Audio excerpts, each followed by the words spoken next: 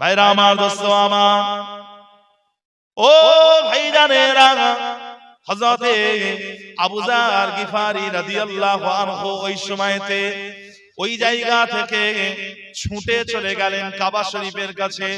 কাবা শরীফের কাছে গিয়ে দেখতে পেলেন কাফেররা বিভিন্ন জায়গায় গল্প করছে। ওই সময়তে হযরতে আবু যার গিফারি তাদেরকে ডাকলেন, এদিকে এসো। তারা হযরতে আবু যার গিফারির কাছে গেল। হযরতে আবু যার গিফারি তিনি বললেন, শোনো, আমি ঈমানের কলেমা পড়ে মুসলমান হয়ে গিয়েছি। ওই সময়তে কাফেররা তারা বলল, আমাদের উচিত এই ধর্মত্যাগীর বিচার করা। এই বলে তারা হযরতে আবু যার গিফারির উপরে হামলা করে দিল। হযরতে আবু যার গিফারিকে সবাই মিলে মারতে লাগে। মেরে মেরে মেরে মেরে অবশেষে হযরতে আবু যার গিফারি তিনি জমিনে পড়ে গেলেন। এমন সময় আমার নবী পাকের একজন চাচা, যিনার নাম হচ্ছে হযরতে আব্বাস রাদিয়াল্লাহু আনহু, হযরতে আব্বাস রাদিয়াল্লাহু আনহু তিনি এসে কাফেরদেরকে থামিয়ে দিলেন এবং বললেন, এ কাফেরেরা, এ মক্কার মানুষেরা, তোমরা কি জানো এই মানুষটার বাড়ি কোথায়? এই মানুষটার বাড়ি হচ্ছে ওয়াদান উপত্যকায়। যদি তোমরা এই মানুষটাকে মেরে দাও, তাহলে তোমরা যখন পরবর্তীতে ব্যবসা করতে যাবে তোমাদের রাস্তা বন্ধ করে দেবে এবং ওই ওয়াদান উপত্যকার লোকেরা তোমাদের উপরে প্রতিশোধ গ্রহণ করবে। সুতরাং তোমরা এই আবু যার গিফারিকে ছেড়ে দাও। ও ভাইজানেরা, হযরতে আবু যার গিফারিকে ছেড়ে দেওয়া হলো। হযরতে আবু যার গিফারি আল্লাহর নবীর কাছে মার খেয়ে অত্যাচারিত হয়ে উপস্থিত হলেন। আল্লাহর নবী বললেন, ও আবু যার, আমি কি তোমাকে বারণ করিনি যে তুমি কাফেরদেরকে বলবে না তুমি ঈমান এনেছো? ওই সময়তে হযরতে আবু যার গিফারি বললেন, ইয়া রাসূলুল্লাহ, আমার মনের একটা বড় ইচ্ছা ছিল, আমি আমার ঈমানের ঘোষণা কাফেরের সামনে দেব, আর আমি আমার ওই মনের ইচ্ছাটাকে পূরণ করেছি।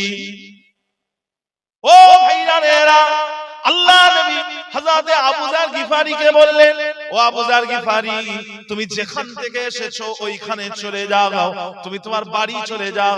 আর যখন জানতে পারবে আমি প্রকাশ্যে ইসলামের দাওয়াত দিচ্ছি, তখন তুমি আমার কাছে আসবে।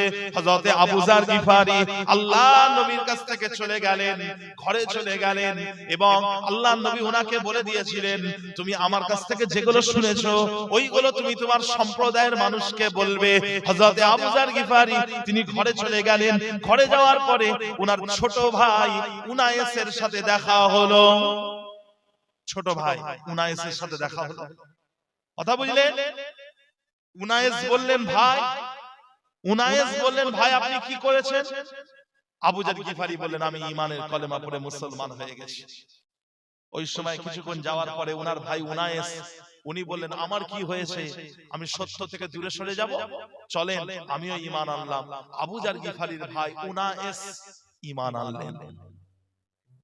দুজন ভাই ঈমান আনলেন। এবার দুজনে মিলে তিনাদের মায়ের কাছে গেলেন। মা বললেন, ছেলেরা তোমরা কি করেছো? ছেলেরা বললেন, আম্মা জান, আমরা ঈমানের কলেমা পড়ে মুসলমান হয়ে গেছি। ওই সময় ওনার আম্মা জান কিছুক্ষণ যাওয়ার পরে ওনার মা বললেন, আমার কি হয়েছে? আমি সত্য থেকে দূরে সরে যাব, চলো আমিও ঈমান আনলাম। ওনার মাও ঈমান আনলেন। হযরত আবু যার গিফারির আম্মা ঈমান আনলেন। ছেলেরা ঈমান এনেছে বলে উনিও ঈমান আনলেন। কথা বুঝলেন? এরপরে হযরত আবু যার গিফারি বলেন যে আমার ঈমানি পরিবার তৈরি হলো। আমরা আমাদের পরিবার নিয়ে একসাথে ঈমানের দাওয়াত দিতে লাগলাম। কিছুদিনের মধ্যে ওই ওয়াদান উপত্যকার বেশিরভাগ মানুষ, বেশিরভাগ ডাকাতেরা, তারা যারা ডাকাতি করত তারা ঈমানের কলেমা পড়ে মুসলমান হয়ে গেল এবং এই অন্যায় কাজ, ডাকাতি করা, মানুষকে কষ্ট দেওয়া তারা বন্ধ করে দিল। জোরে বলবেন না সুবহানাল্লাহ। তো আল্লাহ পাক একটা ফলের দানা দিয়ে গোটা বাগান তৈরি করলেন, শুধুমাত্র ওই আবু যার গিফারির ওসিলায়। আবু যার গিফারির ওসিলায় গোটা বাগান তৈরি হলো। কথা বুঝলেন? প্যারে হাজরিন, কিছু মানুষ তারা ঈমান আনলেন না। ওরা বললেন যে যখন মুহাম্মদ সাল্লাল্লাহু আলাইহি সাল্লাম তিনি মদিনায় আসবেন তখন আমরা ঈমান আনব, এবং তারা পরবর্তীতে ঈমান এনেছিল। আর হযরত আবু যার গিফারি আল্লাহর নবীর কাছে চলে গেলেন। ফের কবে এসেছিলেন? সেই খন্দকের যুদ্ধের পরে, প্রায় 13 থেকে 14 বছর পরে আল্লাহর রাসূলের কাছে এসেছিলেন। আরো বেশি হবে, 13-14 বছরের বেশি হবে। তারপরে তিনি আল্লাহ নবীর কাছে এসেছিলেন সেই খন্দকের যুদ্ধে। বুঝতে পারছেন? যুদ্ধের পরে তিনি এসেছিলেন হযরত আবু যর গিফারি, আর সেই রয়ে গেলেন, আর গেলেন না। কিন্তু আমার রাসূলুল্লাহ সাল্লাল্লাহু আলাইহি ওয়াসাল্লাম যখন ইন্তেকাল হয়ে যান, ওই সময় আবু যর গিফারি তিনি আবার সেই মদিনা ছেড়ে চলে গেছিলেন। কেন? কারণ মদিনাটা আল্লাহ রাসূলের বিরহ যন্ত্রণায় মদিনায় তিনি থাকতে পারলেন না। হযরত আবু যর গিফারি মদিনা ছেড়ে চলে গেলেন শাম প্রদেশে, সেখানে গিয়ে বসবাস করতে লাগলেন। আবার ফের উসমান রাদিয়াল্লাহু আনহু খেলাফত কালে হযরত আবু যর গিফারি তিনি আবার ফের মদিনায় চলে এসেছিলেন। মদিনার একটা ছোট্ট গ্রাম, যে গ্রামটার নাম হচ্ছে রাবাজা, এই রাবাজা নামক গ্রামে হযরত আবু যর গিফারি তিনি ইন্তেকাল করেন। লম্বা জীবনী, অনেক লম্বা, আলোচনা করলে অনেক বড়। যে হযরত আবু যর গিফারি তিনি কিন্তু খুব গরীব ছিলেন। ইন্তেকালের আগে না উনি খুব গরীব হয়ে গেছিলেন। গরীব মানে এত গরীব যে উনার ঘরে প্রয়োজনীয় জিনিসগুলো থাকতো না, এতটাই গরীব হয়ে গেছিলেন। আসলে উনি সম্পদ সম্পত্তি জমানো এটা পছন্দ করতেন না হযরত আবু যর গিফারি, এইজন্য তিনি গরীব হয়ে গেছিলেন। যাই হোক, হযরত আবু যর গিফারি যিনার কথা বলছিলাম, উনি সত্যের অনুসন্ধান করতে গেলেন। আল্লাহ পাক উনাকে সত্য রাস্তাটা দেখিয়ে দিলেন। আর যে ব্যক্তি পরিবর্তন হওয়ার চেষ্টা করে, আল্লাহ তাকে পরিবর্তন করে দেয়। জোরে বলবেন না সুবহানাল্লাহ? কথা বুঝতে পারছেন তো ভাইজান? মক্কার প্রধান দরওয়াজায় মক্কায় ঢোকার যে রাস্তা, ওই রাস্তায় আবু জেহেল, আবু লাহাব, উতবা, শাইবা, ওয়ালিদ ইবনে মুগীরা, মক্কার কুখ্যাত কাফেরেরা সব দাঁড়িয়ে থাকতো ওখানে। হাজী সাহেবরা হজের সময় হজ করতে এসেছে, তৎকালীন সময় তো হজ ছিল, বুঝতে পারছেন? হজ করতে কেমন করে? কাবা শরীফ তওয়াফ করত, আবার কাবা শরীফের ভিতরে ওই কাফেরেরা 360টা মূর্তি করে রেখেছিল। কথা বুঝলেন তো ভাইজান? এই মূর্তির উৎসটা কোথা থেকে হয়েছে জানেন? এই মূর্তি কোথা থেকে হয়েছে? তৎকালীন সময়ে, মানে আমার নবী পাকের আগের যুগে যত নবী আম্বিয়ারা এসেছেন, ওই নবী আম্বিয়াদের ইন্তেকালের পরে কাফেররা কি করতে জানেন? এই নবী আম্বিয়াদের ইন্তেকালের পরে তার জাতির লোকেরা তারা আল্লাহর হুকুম মোতাবেক চলতো। এবার একটা জেনারেশন চলে গেল, পরের জেনারেশন তারা কি করতে জানেন? তাদের পূর্বপুরুষ যারা আল্লাহর ওলি বান্দা ছিল, তাদের সব মূর্তি তৈরি করে রেখে দিত, তাদেরকে স্মরণ করে আল্লাহর ইবাদত করত। কথা বুঝতে পারছেন? ওই মূর্তিকে দেখে যে আমার বাপ অনেক বড় একজন আল্লাহ পাকের আবেদ বান্দা ছিল, অমুক লোকটা অনেক বড় একজন আল্লাহ পাকের আবেদ বান্দা ছিল, এই ভেবে তারা কি করত? মূর্তি তৈরি করে রাখত, ওদেরকে স্মরণ করত আর ইবাদত করত। কথা বুঝতে পারছেন? একটা সময়ে এরা কি করলো? ওই মূর্তি দেখে আল্লাহর ইবাদত করা বন্ধ করে দিয়ে মূর্তিরই ইবাদত করতে শুরু করলো। এখান থেকেই মূর্তি পূজার উৎস তৈরি হয়েছে। কথা বুঝতে পারেন? যে আর কাবা শরীফের ভিতরে 360টা মূর্তি ছিল। কটা? কথা বলেন না, 360টা মূর্তি ছিল। তো তৎকালীন সময় হাজী সাহেবরা হজ করতে গেলে ওরা কাবা শরীফকে তাওয়াফ করত এবং ওর ভিতরে যে মূর্তিগুলো ছিল ওইগুলোর উপাসনা করত। তো ভাইজান, মক্কার প্রধান দরওয়াজায় আবু জেহেল, আবু লাহাব, উতবা, শাইবা, ওয়ালিদ ইবনে মুগীরা এরা দাঁড়িয়ে থাকতো। আর হাজী সাহেবদেরকে বলতো, হাজী সাহেবরা তোমরা হজ করতে এসেছো, হজ করবে, কিন্তু মক্কায় একটা পাগল আছে, তার কাছে যাবে না। যে পাগলের নাম কি? ওই যে পাগলের নাম মুহাম্মদ। বলেন নাউজুবিল্লাহ। আল্লাহ নবীকে তারা বলতো পাগল, বলেন নাউজুবিল্লাহ। কথা বুঝতে পারছেন? আরে হাজিরিন, তো আরবিতে একটা কথা আছে, আল ইনসানু হারিসুন আলা মা মুনিআ। মানুষকে যেটার ব্যাপারে নিষেধ করা হয় মানুষ ওটা বেশি বেশি বেশি করে করে। তো মানুষকে যত বলেছে মুহাম্মদ সাল্লাল্লাহু আলাইহি ওয়াসাল্লামের কাছে যাবে না, তত খুঁজে খুঁজে মানুষ আল্লাহ নবীর কাছে চলে গেছে।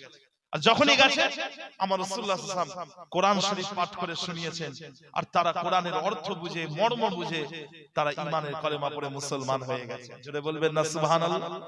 কথা বুঝলেন? তো ভাইজান, একজন বেঈমান ছিলেন যার নাম হচ্ছে তুফাইল বিন আমর আদ-দাওসী। তুফাইল বিন আমর আদ-দাওসী এই ব্যক্তি ছিলেন একজন বড় কবি এবং লেখক। ইনি ছিলেন এই দাওস গোত্রের একজন নেতা। কাফেরেরা ইনাকে বলল, তুফাইল বিন আমর আদ-দাওসীকে বলল, ও তুফাইল, অনেকেই তো ঈমান এনে বেঈমান হয়ে যাচ্ছে। কাফেররা যারা ঈমান আনতো তাদেরকে বেঈমান বলতো। কথা বুঝতে পারছেন? অনেকেই তো ঈমান এনে ধর্ম ত্যাগ করে দিচ্ছে, কিন্তু আমাদের ভয় হচ্ছে তুফাইল তুমিও মনে হচ্ছে ঈমান এনে ধর্ম ত্যাগ করবে। তা আমাদের ভয় হয় তুমি একজন দাউস গোত্রের নেতা, আমরা চাই না তুমি ঈমান আনো, ধর্ম ত্যাগ করো। ওই জন্য তোমাকে আগে থেকে সাবধান করে দিচ্ছি। মক্কায় একটা কবি আছে, ও এমন কবিতা বলে, কবিতায় মানুষ মুগ্ধ হয়ে যায় আর পাগল হয়ে গিয়ে ঈমান আনে। সুতরাং খবরদার ওই মুহাম্মাদের কাছে তুমি যাবে না। কথা বুঝতে পারছো? তো তুফাইল বিন আমর আদ-দাওসি উনি কি করলেন, তুলো নিয়ে কানের ভিতর গুঁজে দিলেন। তুলো নিয়ে কানের ভিতর গুঁজে দিয়েছেন, যাতে করে আল্লাহর নবীর মুখ থেকে কোরআনের তেলাওয়াত যাতে শুনতে না পায়। একটা সময়ে তুফাইল বিন আমর আদ-দাওসির মনের মধ্যে হলো, মুহাম্মদ সাল্লাল্লাহু আলাইহি ওয়াসাল্লাম কি এমন কবিতা বলে, আমিও তো কবি, মুহাম্মদ সাল্লাল্লাহু আলাইহি ওয়াসাল্লাম কি এমন কবিতা বলে যে আমি ওর কবিতায় পাগল হয়ে যাব। তো সুতরাং তুফাইল বিন আমর কি করলেন, কান থেকে তুলোগুলো খুলে ফেলে দিলেন, দেখি কি কবিতা বলে। তো যখনই আল্লাহ রাসূল সাল্লাল্লাহু আলাইহি ওয়াসাল্লাম সূরা ফালাক আর সূরা ইখলাসটা পড়লেন, সূরা ফালাক আর সূরা ইখলাস পড়লেন, তুফাইল বিন আমর আদ-দাওসি উনি বুঝতে পেরে গেলেন যে এই কথা কখনোই মানুষের কথা হতে পারে না। এই কথাটা কখনোই মানুষের কথা হতে পারে না, কারণ আমিও তো কবি, আমি জানি মানুষের কথা কেমন হয়, এটা আমি তো জানি। সুতরাং এই কথা কোনো মানুষের হতে পারে না। তো এই তুফাইল বিন আমর আদ-দাওসি ইনি আল্লাহর নবীর কোরআনের তেলাওয়াত শুনে অর্থ বুঝতে পেয়ে, মর্ম বুঝতে পেয়ে এই তুফাইল বিন আমর দুটো হাত বাড়িয়ে দিলেন, এইভাবে আল্লাহ রাসূলকে হাত বাড়িয়ে দিয়ে বললেন, আমাকে ঈমানের কলেমা পড়ে আপনি মুসলমান করুন, আমাকে কলেমা পড়ান। কথা বুঝলেন? কিন্তু কাফেররা বলেছিল যাবে না, কানে তুলো গুঁজে দাও। আর যেই তুলো খুলেছে, কান থেকে তুলো খুলেছে, তখনই আল্লাহ পাকের হুকুম হয়ে গেছে।